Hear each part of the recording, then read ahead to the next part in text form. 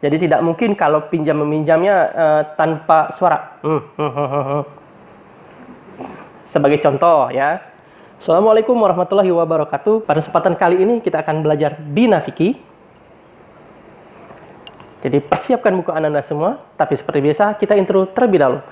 Check this out.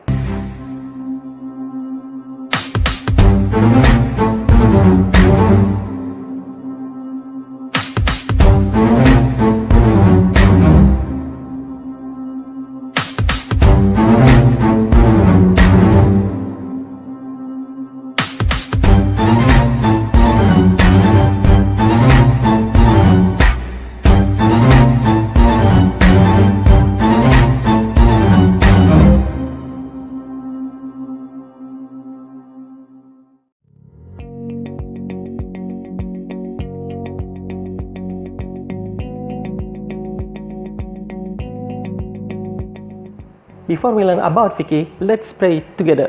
Bismillahirrahmanirrahim. Rabbi zidni ilman warzuqni fahman. Ya Allah, enrich me knowledge and good comprehension. Amin.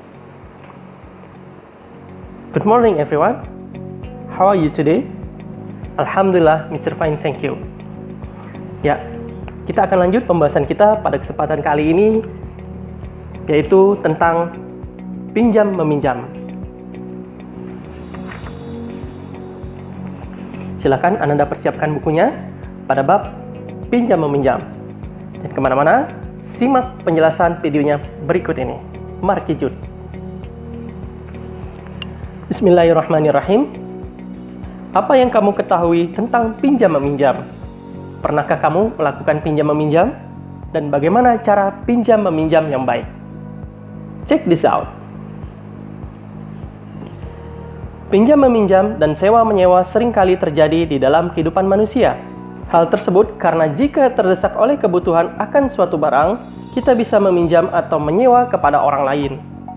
Seperti halnya jika kamu lupa membawa pensil atau penghapus saat ke sekolah, tentu kamu akan meminjamnya kepada teman. Hal ini dapat pula terjadi di lingkungan rumah ataupun di tempat orang tua kita bekerja.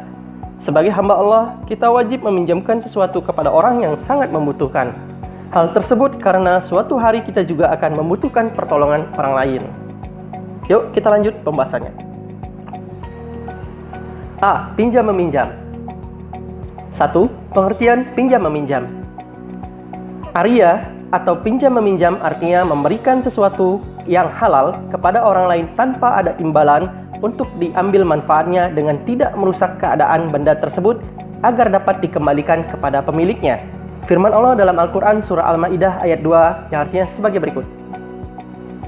Dan tolong-menolonglah kamu dalam mengerjakan kebajikan dan takwa, dan janganlah kamu tolong-menolong dalam berbuat dosa dan permusuhan.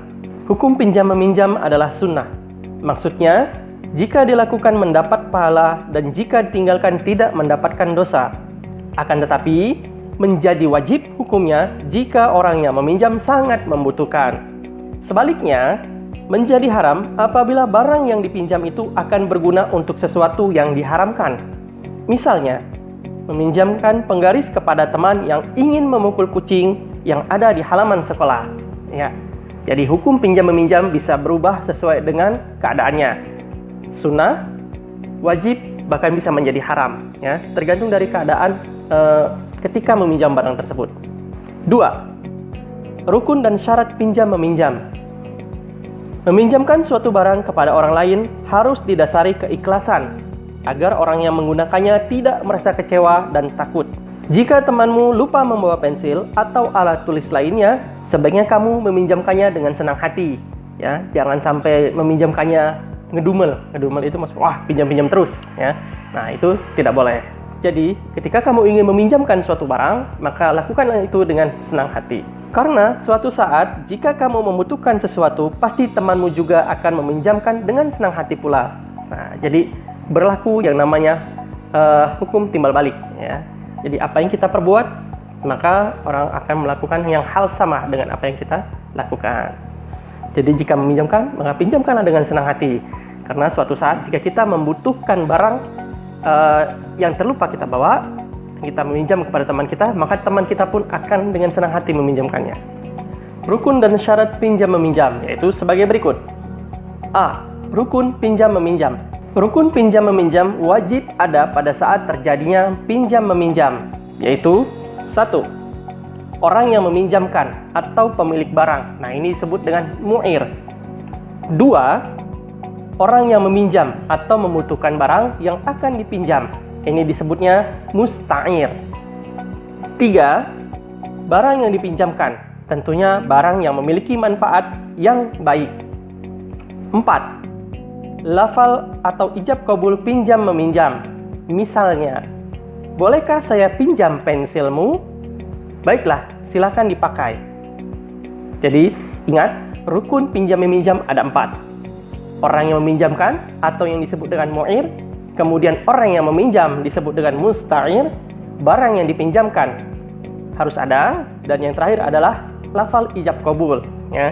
Jadi tidak mungkin kalau pinjam-meminjamnya tanpa suara. Sebagai contoh, ya. Sebagai contoh. Nah, jadi kita tidak tahu apa yang mau dipinjam dan apa yang mau dipinjamkan, ya. Jadi tidak sah, ya. B. Syarat pinjam-meminjam. Adapun syarat pinjam-meminjam yaitu sebagai berikut. 1. Orang yang meminjamkan atau pemilik barang yang disebut mu'ir, syaratnya adalah A. Balik atau dewasa, B. Berakal sehat, C. Tidak dipaksa, D. Pemilik barang dan berhak meminjamkannya. Nah, ini syaratnya, ya. Jadi kalau syarat dari keempat ini tidak terpenuhi, maka pinjam-meminjamnya tidak sah. Ya, tentu harus sudah balik atau dewasa. Jika seorang tersebut ingin melakukan pinjam-meminjam, maka syaratnya harus sudah balik, ya. Kalau misalnya anak kecil, tidak sah nanti takutnya, ya. Kemudian berakal sehat, artinya orang tersebut tidak dalam keadaan sedang mengalami gangguan jiwa, kemudian juga tidak sedang dalam keadaan mabuk, dan lain sebagainya. Jadi akalnya harus sehat. Kemudian tidak dipaksa, tanpa ada paksaan. Woi, minjem, kalau nggak minjam, awas. Itu tidak boleh, ya. Kemudian D, ia harus memiliki barang. Tidak mungkin meminjamkan barang orang lain. Pinjam buku, tuh ambil aja bukunya si A misalnya. Nah, itu tidak boleh, ya. Kalau mau meminjamkan sesuatu, meskipun dengan ikhlas, ya harus barangnya sendiri, bukan barang orang lain, ya. Masa meminjamkan barang orang lain? Nah, bagaimana ceritanya? Kita lanjut. 2. Orang yang meminjam atau membutuhkan barang yang akan dipinjam atau musta'ir, syaratnya adalah A. Balik atau dewasa, B. Berakal sehat, C. Bertanggung jawab. Nah, jadi kalau yang meminjamkan 4 syaratnya, sementara yang dipinjamkan ada 3 syaratnya. Pastinya harus balik dan sudah dewasa, ya. Sama seperti yang meminjamkan, maka yang dipinjamkan pun harus balik dan dewasa. Kemudian yang kedua juga harus berakal sehat. Ya, orang meminjamkan barang kepada orang yang kurang waras, ya buat apa? Ya kan, tidak akan berguna. Kemudian yang C adalah bertanggung jawab. Jadi kalau meminjam barang, maka harus bertanggung jawab. Bukan berarti setelah minjam, pinjam penghapus. Nah, sebagai contoh, sudah dipinjamin, penghapusnya dilempar. Nah, itu tidak boleh, ya. Dengan cara mulangnya dilempar. Sudah diberikan baik-baik, tapi dilempar penghapusnya. Itu tidak bertanggung jawab. Itu contoh yang pertama. Contoh yang kedua adalah, pinjam penghapus. Sama si A dipinjemin penghapusnya. Lalu ada si C misalnya pinjam lagi. Terus kita kasih ke si C. Apakah itu boleh? Tidak. Itu berarti tidak bertanggung jawab, ya. Harus lapor dulu ke yang punya penghapus. Si C mau pinjam penghapus, boleh atau tidak? Ya. Jadi jangan langsung kita kasih. Pinjam dong penghapus. Sudah tahu penghapusnya bukan milik kita, kita pinjemin. Nah, itu tidak boleh, ya. Nanti malah yang ada dapat dosa. Karena barang yang dipinjamkan bukan milik kita. Dan belum tentu orang yang meminjamkan tersebut yang awalnya tadi itu ikhlas untuk meminjamkan kepada si C. Jadi ada baiknya jangan dilakukan. Oke? Kita lanjut. 3. Barang yang dipinjamkan syaratnya adalah A. Ada manfaatnya, B. Manfaatnya masih ada saat akad, C. Manfaat itu dimiliki oleh orang yang meminjam. Jadi peminjam tidak lagi berhak meminjamkannya kepada orang lain. Nah, ini barangnya, ya jelas harus ada manfaatnya. Kalau tidak ada manfaatnya, ya buat apa dipinjam? Jangan meminjam barang yang tidak ada manfaatnya. Butuhnya penghapus, malah mintanya pensil. Ya kan, pensil tidak bisa menghapus. Kemudian yang B, manfaatnya masih ada ketika saat akad. Jadi pada saat meminjam, pinjam dong penghapusnya. Nah, berarti penghapusnya memang ada manfaatnya untuk menghapus, bukan berarti menghapusnya sudah kecil dan tidak bisa dipakai lagi, ya udah pakai aja. Nah, itu tidak boleh ya. Kemudian yang C, manfaat itu dimiliki orang yang meminjam. Jadi, peminjam tidak lagi berhak meminjamkannya kepada orang lain. Nah, syaratnya kembali ke yang peminjam tadi, ya, yang harus bertanggung jawab. Ingat baik-baik, karena manfaatnya tersebut untuk yang meminjam pertama, bukan berarti ketika ada yang meminjam, orang yang pertama meminjam tersebut memberikan lagi kepada peminjam berikutnya, ya, tidak, ya, tidak. Jadi harus izin dulu kepada yang punya barang, seperti tadi A, B, C. Barang contohnya penghapusnya punya si A, kemudian si B minjam ke si A, lalu si C minjam ke si B, tidak, ya. Tapi si B harus lapor dulu ke si A, apakah boleh? Kalau tidak, si C langsung ngomong ke si A. Jadi tidak boleh si C itu ngomong ke si B dulu. Terus si B minjemin, tidak, karena barang itu bukan milik si B, ya. Jadi seperti itu ilustrasinya. Kita lanjut.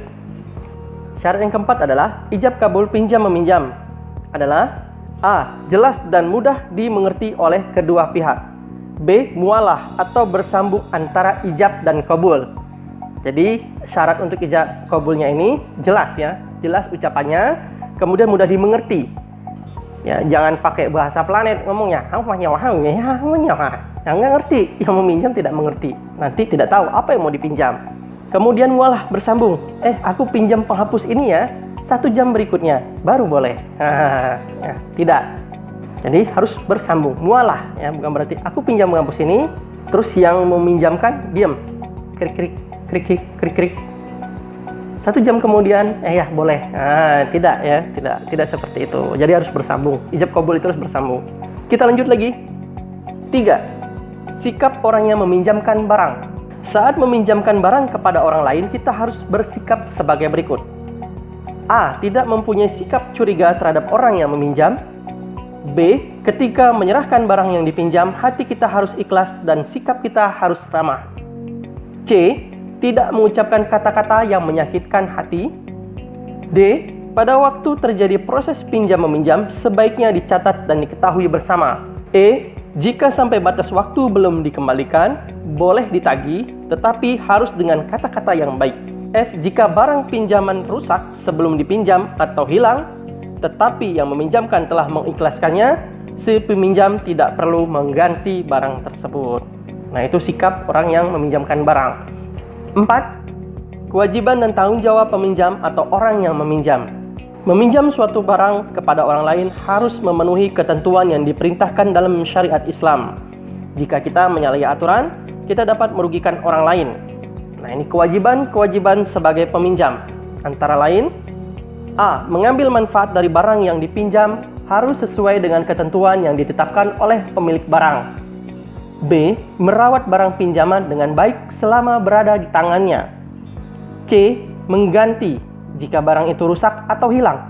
Tetapi jika ada perjanjian bahwa si pemilik barang yang akan menanggungnya, peminjam itu tidak wajib mengganti atau memperbaikinya. Sebaliknya, jika ada kerusakan atau barang itu hilang, peminjam wajib menggantinya. D. Barang yang dipinjam harus dikembalikan sesuai perjanjian yang telah disepakati. Perhatikan sabda Rasulullah SAW sebagai berikut. Artinya, Samurah berkata, Rasulullah SAW bersabda, wajib atas tangan menjaga apa yang telah dipinjam sampai barang itu dikembalikan. HR Abu Daud dan Tirmizi.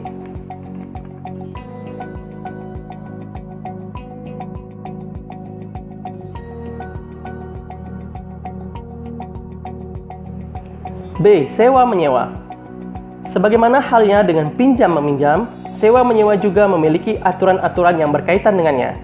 Pernahkah kamu menyewa suatu barang? Atau mungkin orang tua kamu pernah melakukannya? Misalnya jika ibu atau ayahmu menyewa rumah atau mungkin kendaraan. Nah, tentunya kamu dapat bertanya kepada orang tuamu bagaimana caranya ataupun ketentuan-ketentuan tentang sewa menyewa tersebut. Hal yang perlu kamu cermati adalah apakah kesepakatan sewa menyewa tersebut sudah sesuai dengan syariah Islam? Nah, perhatikan penjelasannya sebagai berikut. Markijud. 1. Pengertian sewa menyewa. Sewa menyewa menurut fikih Islam adalah memberikan suatu barang kepada orang lain dengan tukaran atau imbalan sebagai bayaran atas penggunaan manfaat barang yang disewanya. Barang atau zat yang disewa dapat berupa rumah, kendaraan, pakaian, sawah, ladang, tanah, dan sebagainya. Namun yang perlu diingat, barang yang disewakan adalah barang yang tidak berkurang zatnya. Jadi, barang yang dapat berubah atau berkurang zatnya tidak boleh disewakan. Misalnya makanan, buah-buahan, dan sebagainya. Hal ini dihindari agar tidak ada pihak yang dirugikan. 2. Rukun dan syarat sewa-menyewa. Seperti halnya kegiatan yang dilakukan dalam kehidupan sehari-hari, di dalam sewa-menyewa kita juga harus memperhatikan syariah-syariah Islam. A. Rukun sewa-menyewa. 1. Orang yang menyewakan. Nah, ini disebutnya ajir. Kedua, orang yang menyewa disebutnya mustajir. Ketiga, barang atau zat yang disewakan. Dan yang keempat adalah ijab kabul tentang sewa-menyewa. Jadi, sama seperti pinjam-meminjam tadi, rukunnya ada 4, ya, sama ada 4. Orang yang menyewakan disebutnya ajir, orang yang disewakan disebutnya mustajir, barang atau zat yang disewakan, dan yang terakhir yaitu ijab kabul. Berikutnya yang B, syarat sewa-menyewa. Apa saja syaratnya? Adalah sebagai berikut. 1. Orang yang menyewakan atau ajir dan orang yang menyewa atau mustajir, syaratnya adalah A. Balik atau dewasa, B. Berakal sehat, C. Tidak mubazir atau pemboros, D. Dengan kehendaknya sendiri, tidak dipaksa. Nah, itu syarat yang orang yang menyewakan atau orang yang menyewa, ya. 2. Barang yang disewakan syaratnya yaitu sebagai berikut. A. Diketahui jenisnya, kadarnya, dan sifatnya. B. Ada manfaatnya dari barang yang disewakan. Jadi diketahui dulu jenisnya. Kalau misalnya menyewanya adalah rumah, maka rumahnya harus diketahui. Apakah rumahnya dalam bentuk kondisi yang baik atau tidak. Nah, itu harus diketahui jenisnya. Kemudian kadarnya, lalu sifatnya seperti apa. Kalau misalnya menyewakan mobil tapi banyak kempes dan lain sebagainya, nah, itu tidak sah, ya. 3. Manfaat dari barang yang disewakan syaratnya sebagai berikut. A. Benar-benar berharga. B. Manfaat itu tidak menghilangkan zat yang disewakan. 4. Ijab kabul syaratnya. A. Menggunakan lafal sewa-menyewa. B. Mudah dimengerti oleh kedua belah pihak. C. Mualah atau bersambung antara ijab dan kabul. Jadi ijabnya itu, Pak, saya sewa rumah ini, misalnya, saya sewa rumah ini 1 tahun. Ya, untuk 1 tahun harganya sekian. Nah, misalnya seperti itu. Jadi mualah bersambung, kemudian mudah dimengerti. Untuk berapa lama, ya, misalnya, Pak, saya mau sewa rumah ini berapa lama? Nggak tahu sih, Pak, ya menyewa aja. Nggak seperti itu. 3. Sikap orang yang menyewakan barang. Saat menyewakan barang kepada orang lain, kita harus bersikap sebagai berikut. A. Tidak mempunyai sikap curiga terhadap penyewa. B. Ketika menyerahkan barang yang disewakan, hati kita harus ikhlas dan sikap kita harus ramah. C. Tidak mengucapkan kata-kata yang menyakitkan hati. D. Pada waktu terjadi proses sewa-menyewa, sebaiknya dicatat dan diketahui bersama. E. Jika sampai batas waktu belum dikembalikan, boleh ditagih, namun harus dengan kata-kata yang baik. F. Jika barang yang disewakan rusak sebelum disewakan atau hilang, tetapi yang menyewakan telah mengikhlaskannya, si penyewa tidak perlu menggantinya. 4. Kewajiban dan tanggung jawab penyewa atau orang yang menyewa. Ketika kita menyewa suatu barang, kita wajib mengetahui ketentuan-ketentuan sebagai penyewa. Jangan sampai kita merugikan orang yang telah berbaik hati menyewakan barang miliknya kepada kita. Apa saja kewajiban-kewajibannya? Yaitu sebagai berikut. A. Merawat barang yang disewanya. B. Mengambil manfaat dari barang yang disewa untuk kebaikan, tidak digunakan untuk kejahatan. C. Membayar sewa atas barang yang disewa sesuai dengan perjanjian. D. Mengembalikan barang yang disewa sesuai waktu yang telah disepakati. Alhamdulillah, kita sudah selesai membahas tentang bab pinjam-meminjam dan sewa-menyewa. Semoga Anda bisa mengambil hikmah dari apa yang kita bahas pada kesempatan kali ini. Insya Allah kita akan bertemu pada video pembelajaran berikutnya. Jangan kemana-mana, tetap di Sobri YouTube channel. Kita tutup dengan baca hamdalah dan doa penutup majelis. Alhamdulillahirabbil alamin. Subhanakallahumma wa bihamdika asyhadu alla ilaha illa anta astaghfiruka wa atubu ilaik. Assalamualaikum warahmatullahi wabarakatuh. Bye bye. See you next time.